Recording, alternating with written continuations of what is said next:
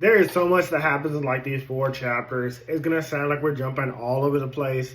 And it's kind of because we are.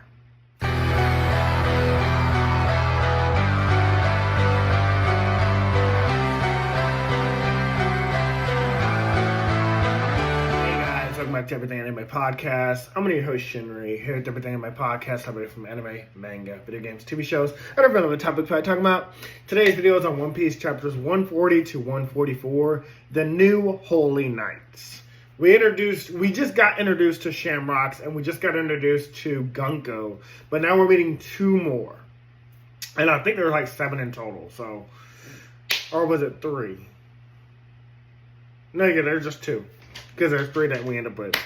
Anyways, when we last left off, Scalper Gabin, the left hand of Goldie Roger, was going to prevent Luffy and Zoro from getting the key to free Loki. He was like, oh, you want this key? Sure, I'll give it to you. Just beat me in a fight. I was like, okay, this is going to be pretty interesting. He easily overpowers Luffy, though, which is to be expected. This guy is a part of the crew that took on the Rocks Pirates. And, you know, with Big Mom, fucking Edward Newgate, who I think, no, he didn't have Blackbeard at that point, but Edward Newgate and that fucking Thanos, not Kratos either. What is his name? Kaido. Fucking Thanos. Oh my god, that's embarrassing. As a One Piece fan, I am embarrassed. I will commit some Paku right now.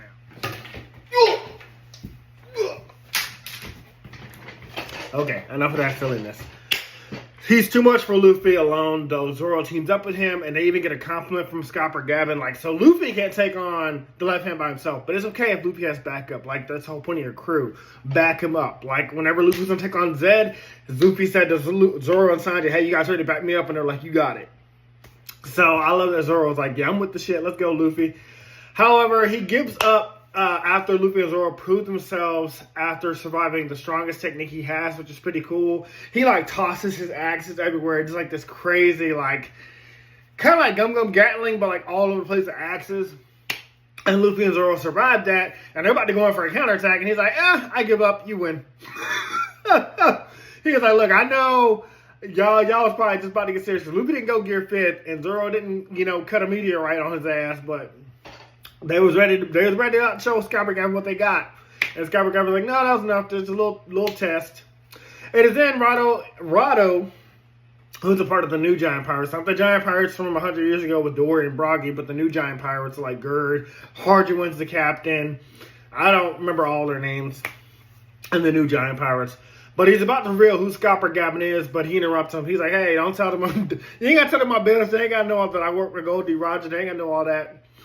But he does tell Luffy that if Elbaf is still standing after he frees Loki, to come talk to him again. So maybe then Scalper Gabin's like, hey, you know what? You freed Loki.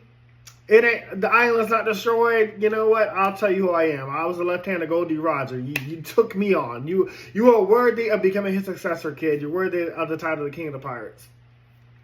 Meanwhile, back with Shamrocks and Gunko, they prepare to summon the 3rd Holy Knight, and we're about to finally meet him or her, and I was hoping it was a character we'd recognize. I'm like, the way they hyped up these Holy Knights, we're like so late in the game. We're in endgame of One Piece. We've heard about the Holy Knights. They've been referenced before, but I was like, okay, at this point, like, I was like, is it going to be like one of the CP0? It can't be Lucci. If we didn't see Lucci on Egghead Island or Kaku, I would have believed that they'd be a part of the Holy Knights, but we just saw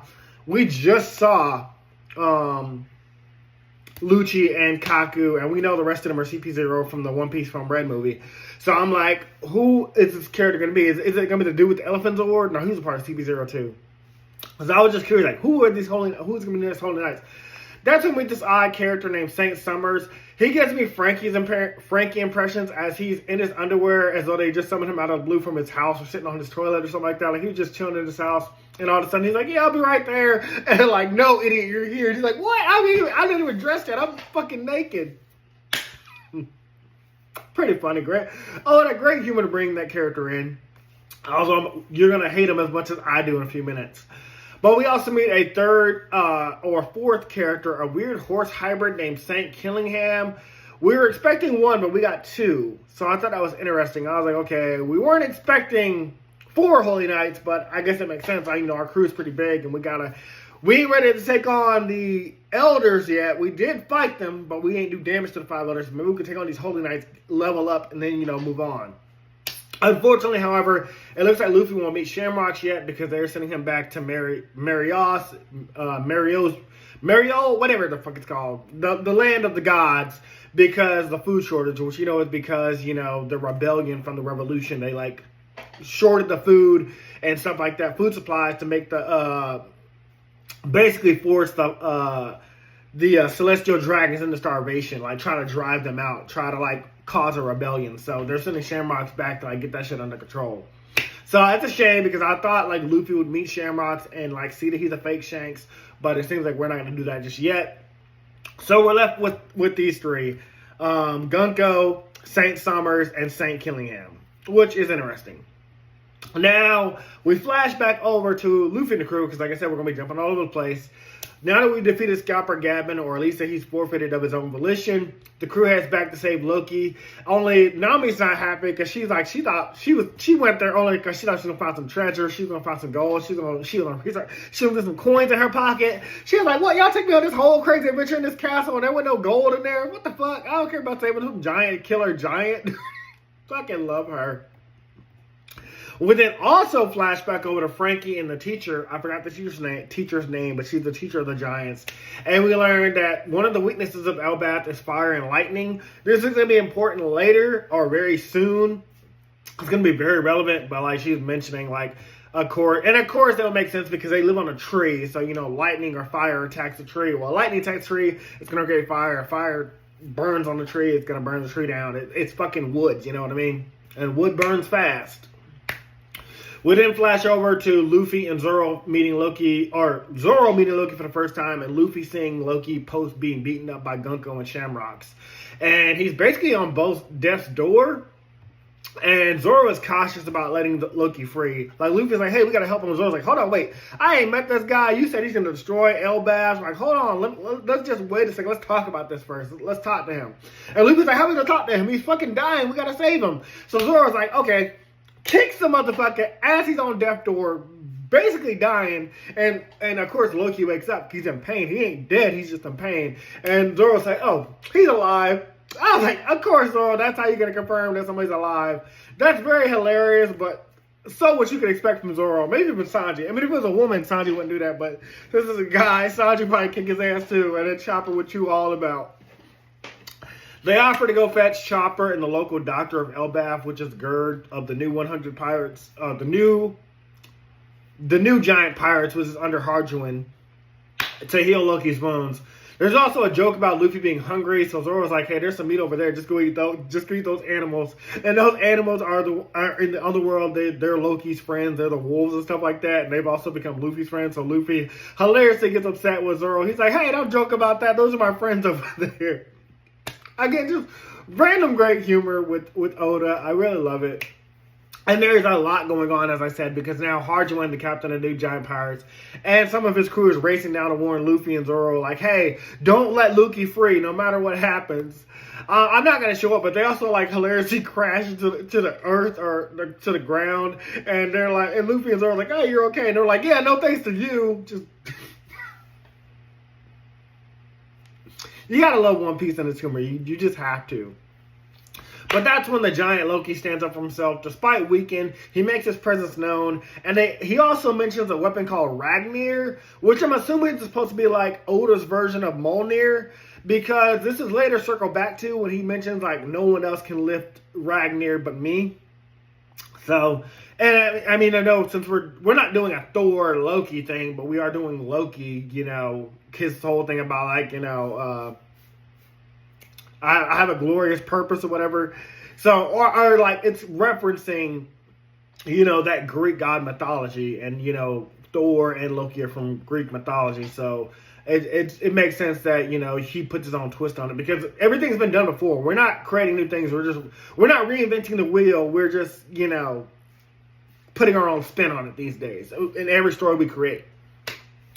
Back at the village of Elbaf, the children seem to be under some kind of sleepwalking spell, guided by an arrow, and we're given a vague message by an injured giant, like, "Hey, don't touch the children. No matter what happens, you can't touch them. It's going to hurt you. And don't try to stop them either."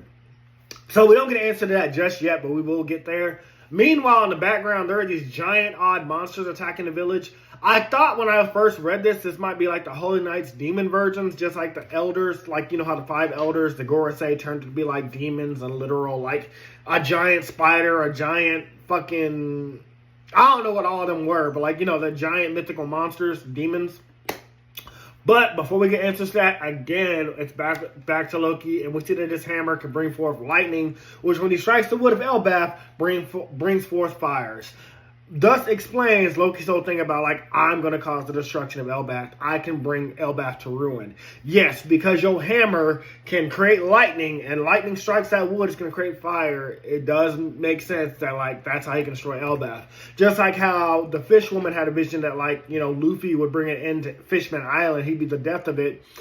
It's kind of like that, where, like, Luffy stopped the ship that was going to crush Elbaf from that guy that had like the I forgot his name of his devil fruit. Like, you know, he touches something and like it'll fly at whatever target he has, a target fruit or something like that.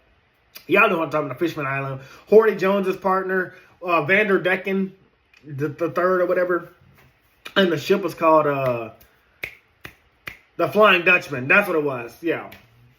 The last thing we learned about towards the end of this chapter is that those monsters aren't demons, but the child's worst imaginations are fears. It was something they drew in class earlier that day, and it's revealed by the teacher that they have that, like, these monsters are what the kids drew. I had them draw their worst fears, and this is what they drew. These monsters are from their nightmares.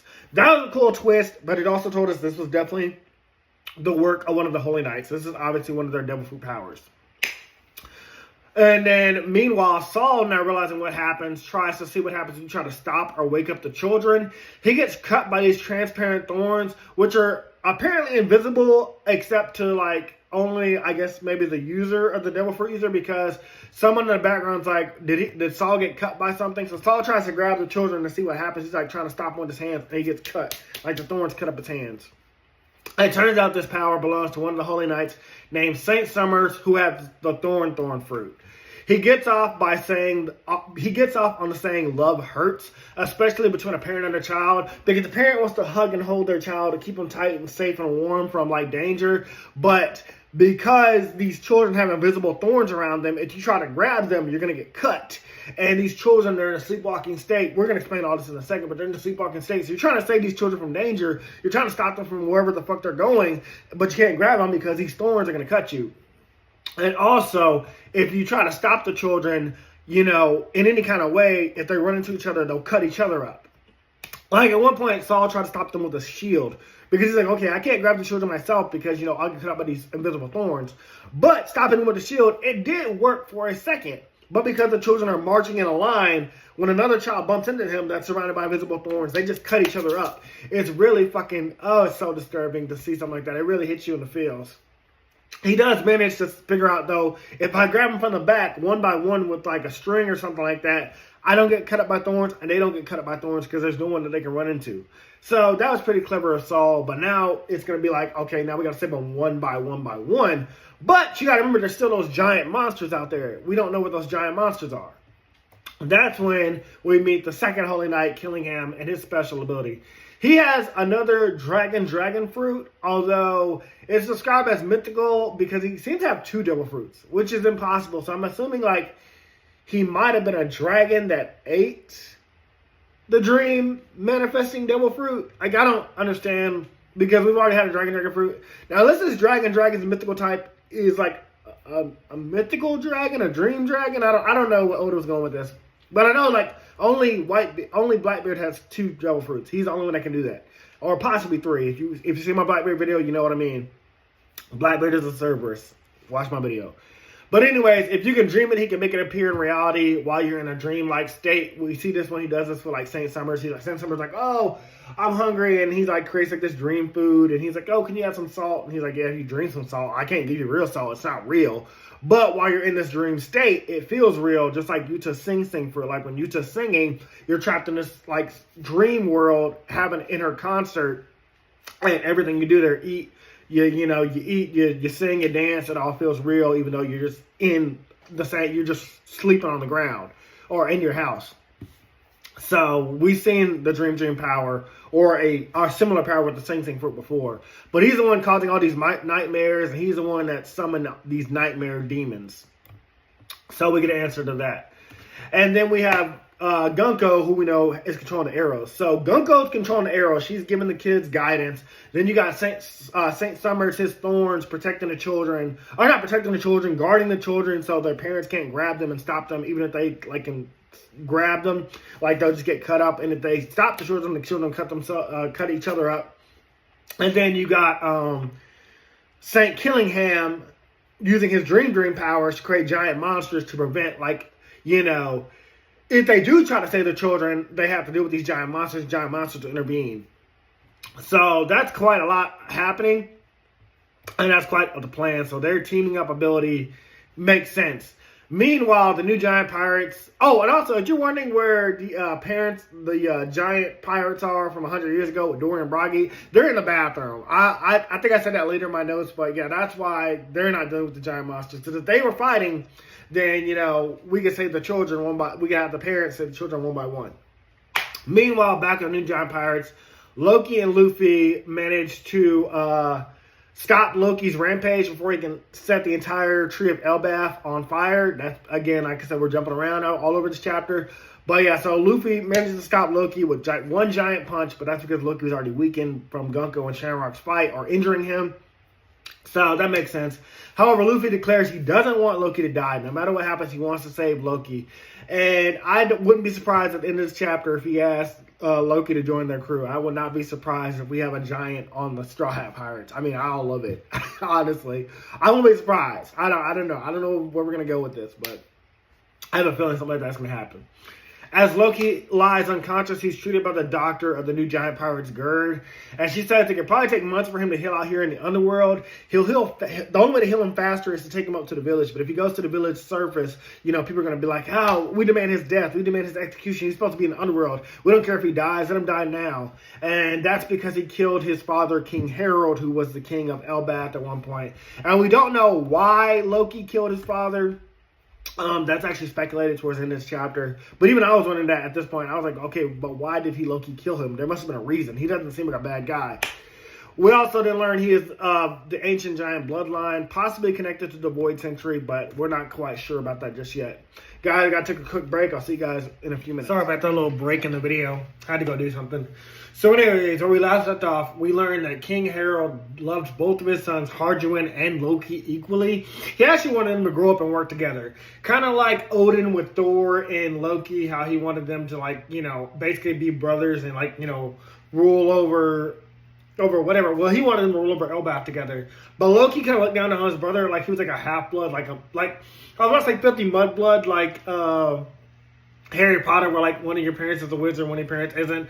I think one of Harjuin's parents was royalty. No, his father was royalty, but his mother wasn't. She was a peasant, whereas Loki's mother was royalty and his father was royalty. So obviously, that's how Loki looking down on him. But as I suspected, towards the end of the chapter, Loki challenges that he didn't kill his father for no reason. He's like, Harjuin, do you really think I killed my father out of malice? Do you really think I killed him out of hatred? You of all people? And sure, Harjuin's he hated his brother. Harjuin knows that, but he had his own reasons for what happened that day. And I'm assuming that we're probably going to get a flashback very soon. Even speculating about what's going to be after the end of this chapter. That's going to be my speculation, that we're going to get Harjuin's flashback, Loki's flashback, what happened, maybe their mother, childhood, who knows. We can definitely see that coming. Back with Frankie and the teacher, we come upon a facility in Elbaf that could be from the Void Century. As she says, it's been here longer than most people have been alive. They don't even know where it came from. But then you later find out it was there for, it's been Vegapunk speculates it's been there for over 3,000 years, which is older than the Void Century because the Void Century is 900 years old. But I mean, it could still be from the Void Century's time. Because we know that's just the point in time that the world government erased that 100 years of history. But I also love that Oda's making Frankie essential in this chapter. Because he didn't do much on Egghead Island. Vegapunk is basically pretty much Frankie's idle. And Frankie barely interacted with Vegapunk. So we were very surprised that on Egghead Island it wasn't a Frankie chapter. How Wano was a Zoro thing. Elbaf is an Usopp thing. Whole Cake Island was a Sanji thing. We were kind of expecting Egghead Island to be a Frankie thing, but it really wasn't. Anyways, Vegapunk is here and with Bonnie, and she says like she's gonna set her shop here and bring back and revive the original Vegapunk. Something she said when we first got to Elbaf. Like she's like, I still got the original Vegapunk's body. You know, I'm just gonna upload my subconscious into him because we're all Vegapunks. We're all a part of the original Vegapunk. We're just like his personalities. But she plans on bringing the original Vegapunk back. So she's not joining our crew. It sounds like she's gonna stay here on Elbaf, which kind of makes sense. Back at the village, they're still dealing with the dream monsters. I only took a screenshot of this one panel because hilariously the children are afraid of zombies. And one of the zombies looks like a skeleton and Brooke is kind of like insulted. He's like, that looks like me. I'm not that scary. Like, Brooke, you're a talking skeleton. You're pretty scary. That was pretty hilarious. You always get some good humor from Brooke. Also, joining where the giant pirates are. Oh, this is what I put in my notes. Where they've been the whole time. They were in the bathroom. They got so drunk. They've been like pissing and shitting the whole time. So that's why Dory and Bragi haven't been in the fight the entire time, and we haven't seen them since we got to Elbaf. Or like, well, they were passed out on the ship, drunk off their asses, but yeah, that's what they've been. The remaining Straw Hats team up with the giant kid. I forgot his name. He's like 20 years old though. To seek out the Holy Knights. And I'm hoping Nami levels up this chapter because we know Nami gets upset when children are threatened, when they're in danger. She was like that on Punk Hazard. She was like that in Wano. Nami is hard pressed when somebody threatens kids, and these kids are being threatened. So I'm hoping this is where like all our Straw Hats level up again. Like, you know, they don't got to reach Luffy and Zoro's level, but just get a little bit stronger. Like maybe Nami can take on Gunko. I don't know about the rest of them, but you know, I would love to see Nami level up. You know. As the chapter comes to an end, though, the 100-year pirates have finally showed up. Bragi and Dory, they're taking out the giant dream monsters easily. And not only them, but Scopper Baggin is here. The left hand of Goldie Rogers. That's right in the chapter. So I was pretty excited because now, if they're there, even Scopper Gavin, like we can tell things are about to get intense. There's about to be a huge fight. But I feel like speculation before we get there, we're going to have to learn about like Loki and what happened with him and stuff like that. And obviously Loki has to join the fight. So who knows what's going to happen? My only speculation is the next chapter is a flashback about Loki and Harjuin and their father, King Harold, and their ancient bloodline. But beyond that, I have no idea. I'm just hoping Nami levels up. I'm hoping God Usopp levels up. You know, this is his arc. This is where he's supposed to be a brave warrior, Usopp. And Wano's moving pretty fast. I gotta give it to her. Like Oda, he's picking up pace. Like, I don't know. We gotta wrap this up. We're in the final arc. But I don't know. I'm having a great time. Hope you are too. I haven't been doing One Piece weekly. I've mostly just been feeling like there hasn't been a lot to say. There have been exciting stuff to talk about, like as you've seen. And I talked about Scalper back in the last time in the mural of Elbaf. That was pretty interesting. But I feel like grouping these together, I felt like that was a good chapter. So anyways, guys, that's all for this video. I don't want to drag this out for too long. I'll see you guys next one. Talk to you later. Bye. Hey guys, this video was sponsored by me, the author of the Shinry series, the Chronicles of Wayne, and Monsterverse. So I figured I'd do this outro a little bit different by showing you guys what you guys would be checking out. So, the Shinry series starts with Book 1, Shobu Samurai Project Aryoku. 10 years after the death of his parents, Shobu Samurai returns home seeking vengeance, but instead faces a choice to save his home from shadow creatures, blood beasts, and an organization once thought dead. Shinry's Shobu Samurai starts at $9.99. And if you love anime, manga, Naruto, One Piece, Bleach, Yu Yu Hakusho, Fairy Tail, Shaman King, Rave Master, Zatch Bell, anything like that, the Shinry series is definitely the series for you. You'll definitely want to check it out. The Sword of Light is probably the thickest one so far. And then these books are 2. This is Enter the Dread Zone Tournament. And the series original ending, Arado, the Legendary Conjuring Master. So, and I'll just show you guys some of the covers. Really proud of all of these. But I hope you guys check it out.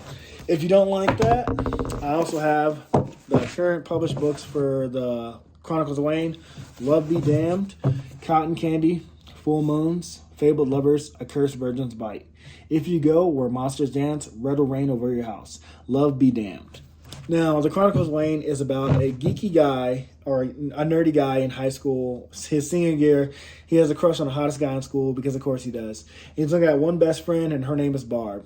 Well, the hottest guy in school turns out to be a werewolf. And to make the story more interesting, he bites Wayne and turns Wayne into the first ever wolfman in the last 10 years. And because of that, it was also a sacred law that wolfmen should never be created. I don't want to get into too much of the Chronicles of Wayne without spoiling it, but I can tell you it's very short. This one sells for $6.99, and Love Decays right after it. The ending of this trilogy, Love Be Liberated, comes out in October. So I'm going to definitely do a more full in-depth review of this one. But yeah, it's an LGBT fantasy fiction story about werewolves, vampires, white witches, a dark warlock, and, well, many, many more surprises to come. So if you guys like to read, I definitely recommend. These are all the books so far in the Shinry series, except for Shinry's Beginning. I do have that one, but it's just not here with me. But yeah, I appreciate a like, support, or just a review on Amazon. Either way, thank you guys for watching. I hope you guys have a great day.